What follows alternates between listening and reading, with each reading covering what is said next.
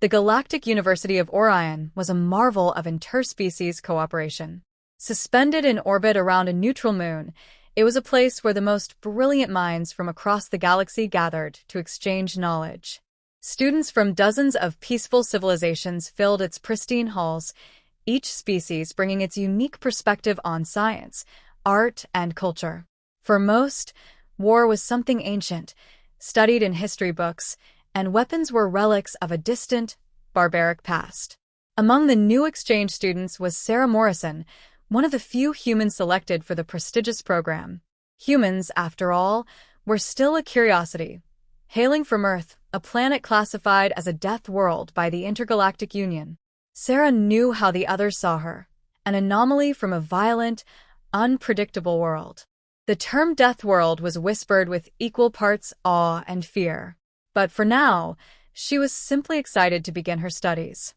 Sarah's arrival stirred immediate interest. Two of her fellow students, Zarnake and Selva, were particularly intrigued. Zarnake, from the Lithex species, was tall and insectoid, with multifaceted eyes and a serene demeanor. His people were known for their mastery of soundwave technology, which they used primarily for communication and art. Selva, a graceful plant like Trilaxion, radiated calm, her tendrils moving gently in the air as she sensed the emotional energy around her. Her species communicated telepathically and had long outgrown the concept of physical violence. When Sarah first introduced herself, Zarnake and Selva exchanged glances, silently communicating their curiosity. Sarah, with her easy smile and down-to-earth charm, seemed friendly enough, far from the dangerous stereotype they'd expected from a Deathworlder. It wasn't long before the three were assigned a joint project in their History of Galactic Conflicts course. The professor, an elderly Valorian with shimmering scales, outlined the task: study and present the evolution of weaponry from each of their home planets. Sarah couldn't help but chuckle to herself. They have no idea, she thought. So, Sarah, Zarnake began, his voice a gentle hum. What sort of weapons does your world have? I've heard some unsettling things, but they must be exaggerated.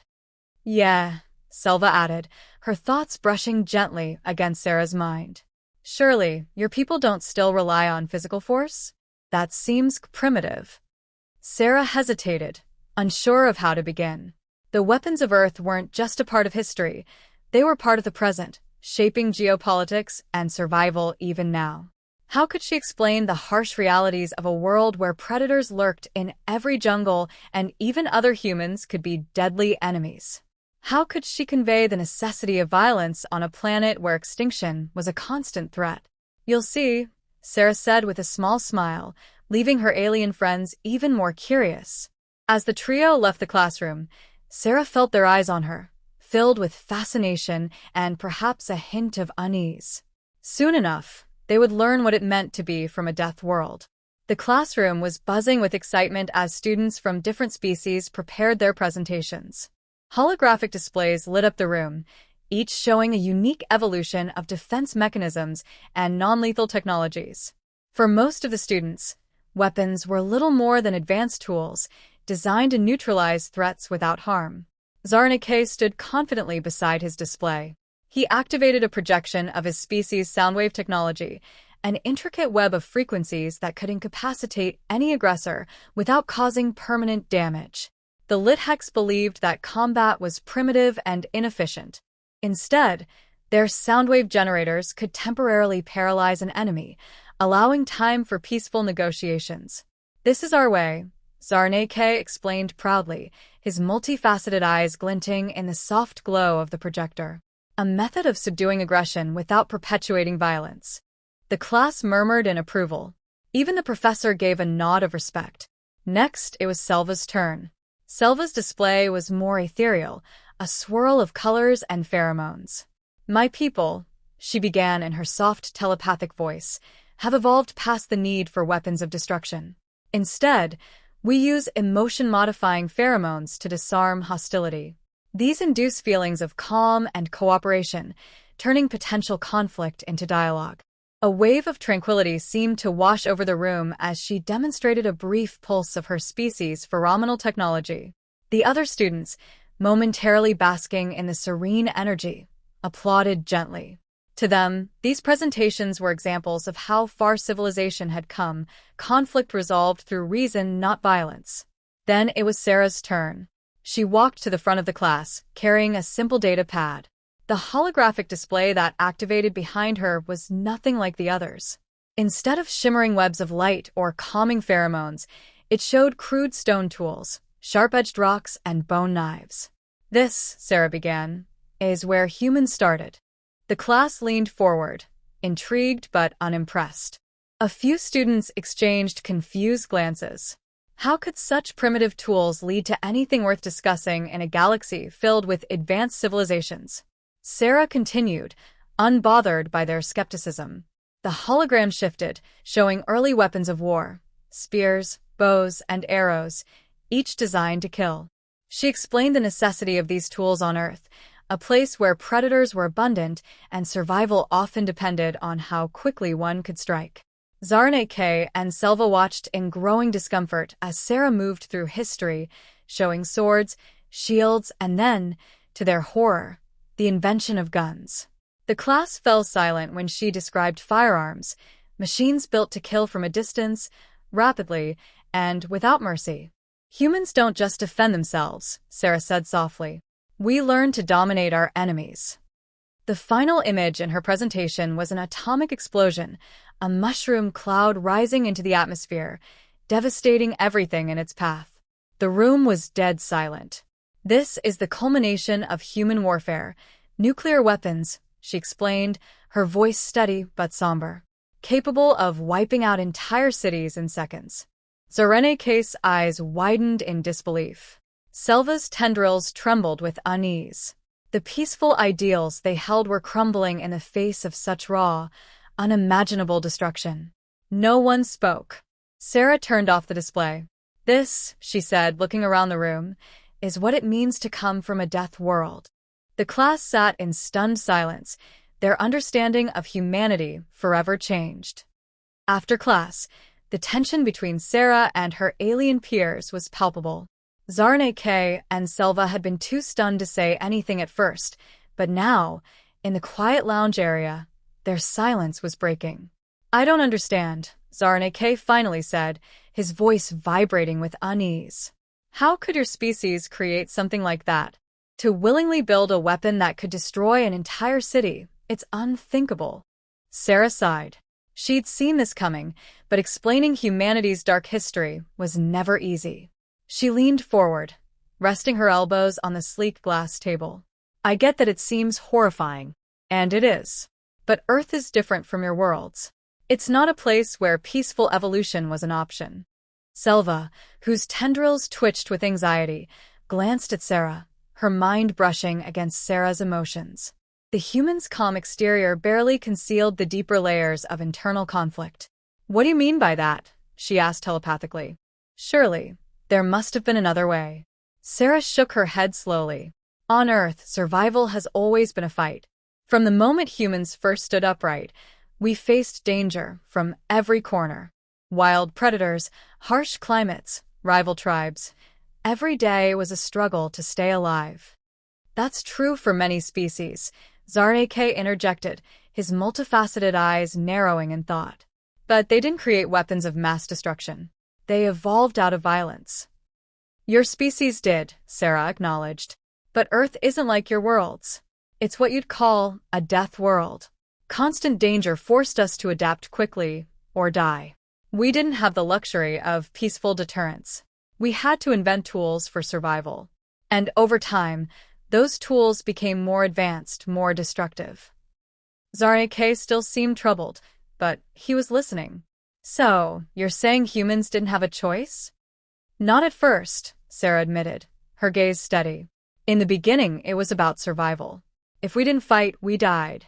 But as we advanced, those survival instincts didn't go away. They just became more complicated." Selva, more sensitive to emotions than logic, tilted her head. "But why keep these weapons now? You've advanced far beyond those early days. You no longer need to rely on violence." Sarah hesitated, struggling to put into words the complex reality of human history. We don't want to. Trust me, no sane person wants war. But Earth is still dangerous. Not just the planet itself, but humans too. We haven't outgrown conflict like your species have. Our societies are built on competing ideologies, resources, and power. And in those moments when diplomacy fails, we fall back on what we know best. Zarnake leaned back in his chair, his insectoid frame clicking slightly as he moved. It's a tragic paradox, he said softly. Your people created these weapons to protect themselves, but in doing so, they've become a threat not only to each other, but to the galaxy. Sarah nodded, her expression somber. I won't deny it. Humanity walks a fine line between survival and self-destruction. It's a burden we carry because of where we come from. Selva's tendrils swayed, a faint pulse of empathy reaching out. I can feel it in you, Sarah. This conflict, it hurts you, doesn't it? The need to be both protector and destroyer. Sarah's voice was quiet. Every human feels it. We're not proud of what we've created. But in a universe like ours, we've learned that sometimes survival comes at a cost. The three sat in silence, the weight of humanity's legacy hanging heavy in the air. For the first time, Zarnake and Selva began to understand the duality of the human condition, fearsome, yet fragile, dangerous, yet desperate for peace. The alarms blared through the university halls, a deafening, shrill sound that signaled an emergency. Students scattered in panic, their peaceful world shattered by the sudden attack. The massive space station shook as something powerful slammed against its outer hull. Sarah, Zarnake, and Selva ran through the chaos, confusion etched on the faces of the alien students around them. What's happening? Zarnake asked, his voice trembling with fear. We're under attack, Sarah replied, her instincts kicking in. Someone's breached the station. The university had never prepared for a scenario like this. Its defenses were minimal, designed for scientific accidents, not violent incursions. But Sarah recognized the situation immediately. This was a raid. The attackers, likely marauders from a predatory species, had no interest in diplomacy. As they reached the central atrium, Sarah spotted the invaders, large, hulking creatures with primitive but deadly weapons. They moved with brutal efficiency, overwhelming the unprepared students. Zarnake froze in terror, his limbs shaking uncontrollably. Selva, overwhelmed by the hostile emotions around her, could barely function. They're going to slaughter us, Zarnake whispered, paralyzed by fear. Not if I can help it, Sarah muttered, her voice hardening. Years of human survival instincts surged within her.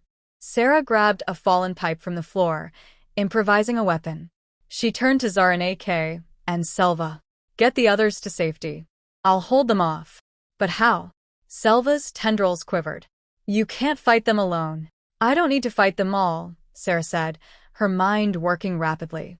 Just long enough to buy us time.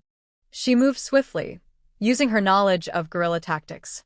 She ducked behind columns, striking at the marauders with precision, disorienting them with surprise attacks.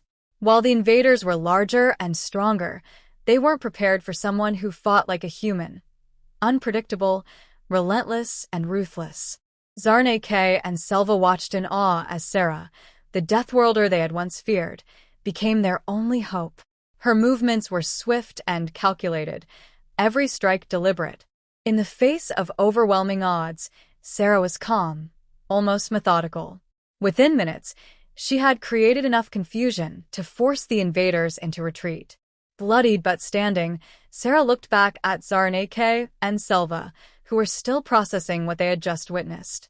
This, Sarah said, breathing heavily, is why we survive. Not because we want to fight, but because we know how. And in that moment, they understood. Humans were dangerous, not by choice, but by necessity.